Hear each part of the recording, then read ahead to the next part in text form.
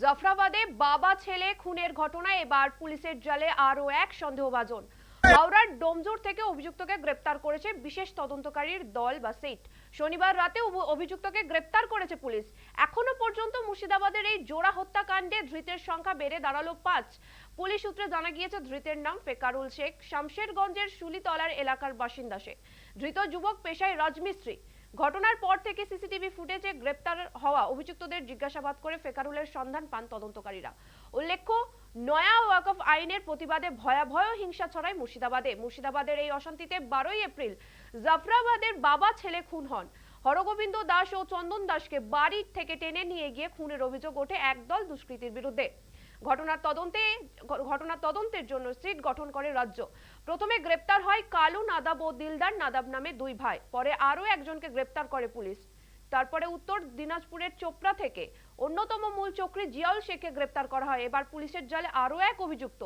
Police সূত্রে জানা গিয়েছে ধৃত ফেকারুলের বিরুদ্ধে ঘটনার সময় এলাকায় উপস্থিত ও ঘটনায় যুক্ত থাকার প্রমাণও পাওয়া গিয়েছে।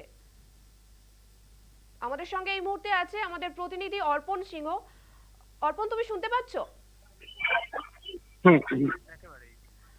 অর্পণ, এই মুর্শিদাবাদের ওয়াকফ আইনের জেরে যে রকম পরিস্থিতি আমরা দেখেছি, একই বাড়ি থেকে বাবা ছেলেকে যেভাবে বাড়ি থেকে টেনে নিয়ে গিয়ে খুন করা হয়েছে, ইতিমধ্যে আমরা জানি যে 5 জনকে গ্রেপ্তার করা হয়েছে। আর এখন যেটা খবর পাওয়া যাচ্ছে যে ফেকারুল নামের একজনকে গ্রেপ্তার করা হয়েছে আর তাকে হাওড়া থেকে তোলা হয়েছে। কিভাবে এটা কিভাবে পাওয়া গেল, কি জানতে পারছো?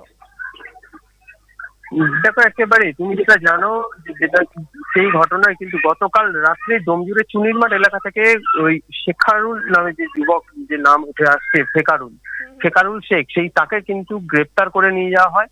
প্রথমে যে মুর্শিদাবাদ যে পুলিশের এক টিম, অর্থাৎ একটি দল, এবং ডোমজুর থানার অন্তর্গত যে চুনিরমাঠ এলাকা থেকে, যেখান থেকে তাকে প্রথমে আটক করে নিয়ে যাওয়া হয় এবং সেই সময় সহযোগিতা করেছিল ডোমজুর থানার পুলিশ।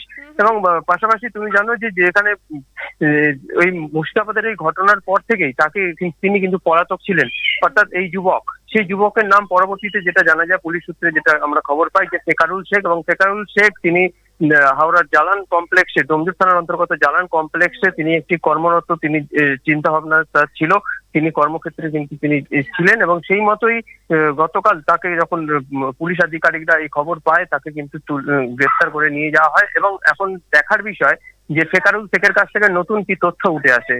আমি অর্পণ, এতদিন পরে ফেকারুল শেখকে কিভাবে তাকে পাওয়া গেল, তুমি যদি একটু জানাও।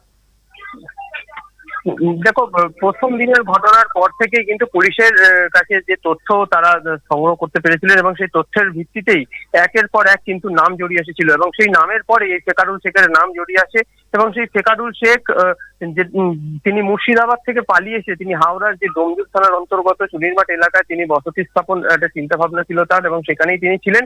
এবং পাশাপাশি ওই এলাকায় কিছুটা দূরেই একটি কারখানা, তিনি কিন্তু শ্রমিকের কাজে কিন্তু নিযুক্ত একটা চিন্তা ভাবনাও তারও ছিল। এবং সেই মতোই এই পুলিশ সূত্রের খবরই যেটা জানতে পারা যায়, এই সূত্রের খবর তাদের বিভিন্ন মাধ্যমে যে সোর্স, সেই সোর্সের মাধ্যমে পুলিশরা খবর পেয়ে তাকে কিন্তু অবশেষে আটক করে নিয়ে যাওয়া হয় এবং অবশেষে তাকে কিন্তু গ্রেপ্তার করা হয়, এমনটাই কিন্তু জানা যায়। অসংখ্য অসংখ্য ধন্যবাদ অর্পণকে। মুর্শিদাবাদে বাবা ছেলে খুনের ঘটনায় আবারও একজনকে গ্রেপ্তার করা হলো।